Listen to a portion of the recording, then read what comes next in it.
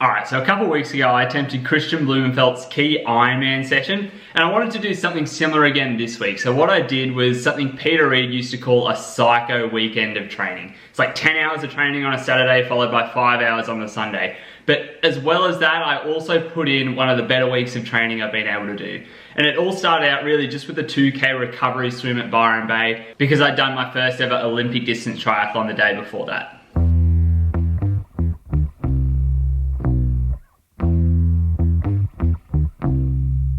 Tuesday starts out with 10 200s in the pool, so just another short 2K swim.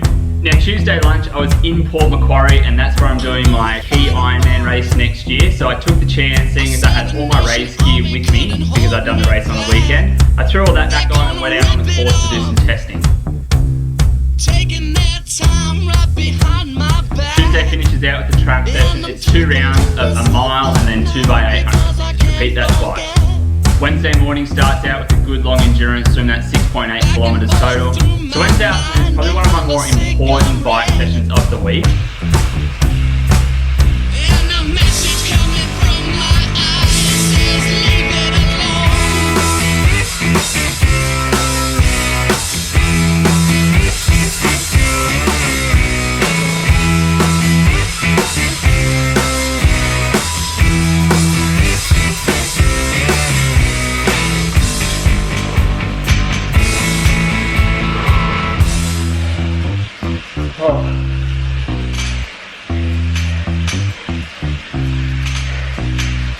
Now I got through this one, I would say fairly comfortably, which I was pretty stoked about because the week before I kind of struggled with 4x15 minutes at 250 watts. So after the 2-hour ride on Wednesday afternoon, we're back on the bike for another 2 hours Thursday morning.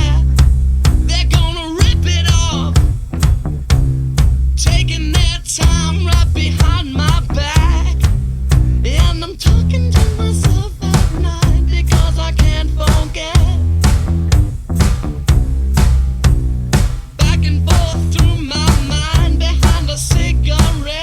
So Thursday afternoon's a run workout. It's 30 minutes moderate, 5K of a medium effort, and then a mile of a mag.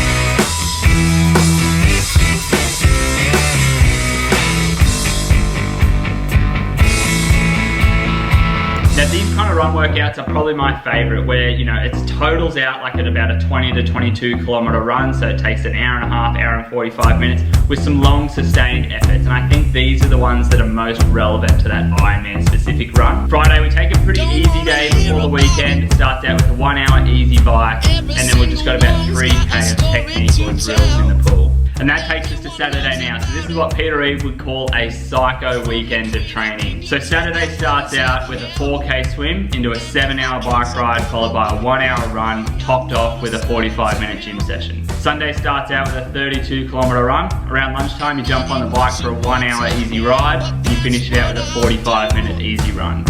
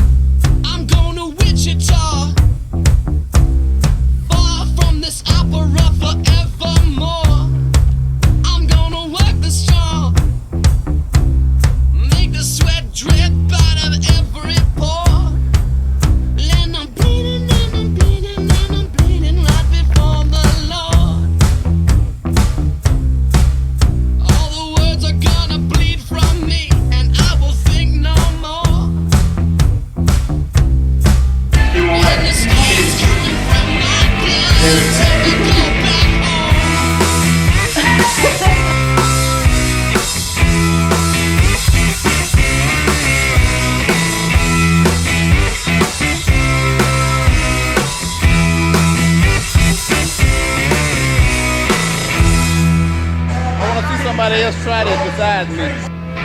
The totals for the week, about 450 kilometers on the bike, 89 kilometers of running, and 18 kilometers in the pool. Takes us to about 27 hours and 19 minutes of total training. That was it for the week. Alright, so that's obviously like a pretty big jump in volume for me, especially on the weekend, like a 10-hour days. I mean, I've done 6 and 7-hour days pretty regularly, but to bump it up to 10 hours, it's a lot. And then with the about 40 kilometers of running on the Sunday, again, yeah, a lot of running. So yeah, I mean, 27 hours, I think my biggest week before this was 24 hours from memory, so it's a slight increase, nothing too crazy, but we certainly overloaded that weekend. And I'll be honest, it probably sounds a bit worse than it actually is. I mean, let's look at the Saturday, right? The 10-400s, look, it's a 4K swim, whatever, that doesn't really add too much fatigue. But then you jump into a 7-hour bike ride. It's not that different to a 6-hour bike ride. With a 1-hour brick, like that's not too different to a typical 20 or 30-minute brick that I might do off a 6-hour ride. And then just a gym session in the afternoon. I mean, it adds a bit of fatigue to the legs, but it's not too crazy.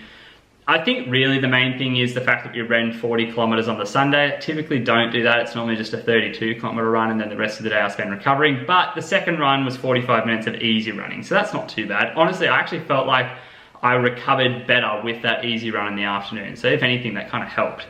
You know, I don't know if it would be a physiological response or like a mental response, but I tend to find after doing weekends like this or really challenging workouts that I feel physically fitter in the few days and weeks afterwards.